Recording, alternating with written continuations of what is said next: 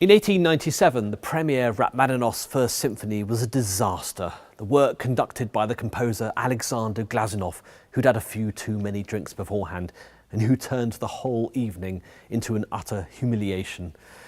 Rachmaninoff sought help for depression, and several sessions with hypnotist Nikolai Dahl restored his confidence. The result? The blisteringly brilliant Second Piano Concerto and, a few years later, the equally radiant Second Symphony, an instant success. Symphony No. 2, performed here at Colston Hall by the Moscow State Symphony Orchestra, is a piece that smoulders with rich orchestrations and harmonies, spectacularly bursting into flame time and time again. The first movement is steeped in the most beautiful, searing Russian melancholy, while the second movement spits and sparks until a minute and a half later the curtain lifts on one of Rachmaninoff's most stunning moments. But this work just keeps getting better, with a sumptuous third movement that many have called one of the greatest movements in all of Russian music. Rounding off with a final dramatic fourth movement, this radiant symphony simply begs the listener to just stop and submit. But before Rachmaninoff's Second Symphony, we turn to the wonderful Rhapsody on a theme of Paganini, featuring soloist, the pianist John Lill. Paganini's 24 caprices for violin, written at the start of the 19th century, have spawned more sets of variations than any other piece of music.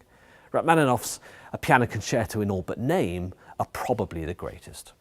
In among the wonderful, inventive variations, listen out for the Dies Irae plain chant that appears time and time again, symbolic of the composer's great love of ancient Orthodox music.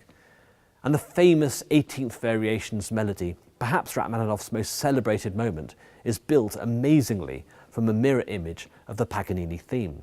It's literally turned inside out. Rachmaninoff knew what he was doing. "This one is for my agent," he said. Here's Jonathan James to talk about the influence in Rachmaninoff's music. Rachmaninoff's Second Symphony in E minor starts by creeping in the shadows.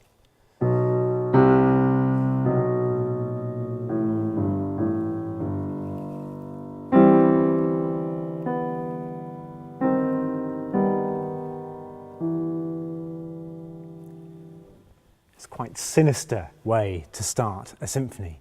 And even when we get to the allegro, the faster bit later on, it sounds tentative, nervous, unsettled. If you listen to that, that sounds breathless, doesn't it? A little hesitation, another hesitation, and then it flows. So it stutters to begin with.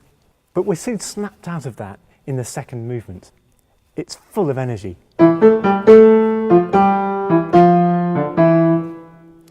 And some of you might have heard the famous Dies Irae chant in there, which means the wrath of God.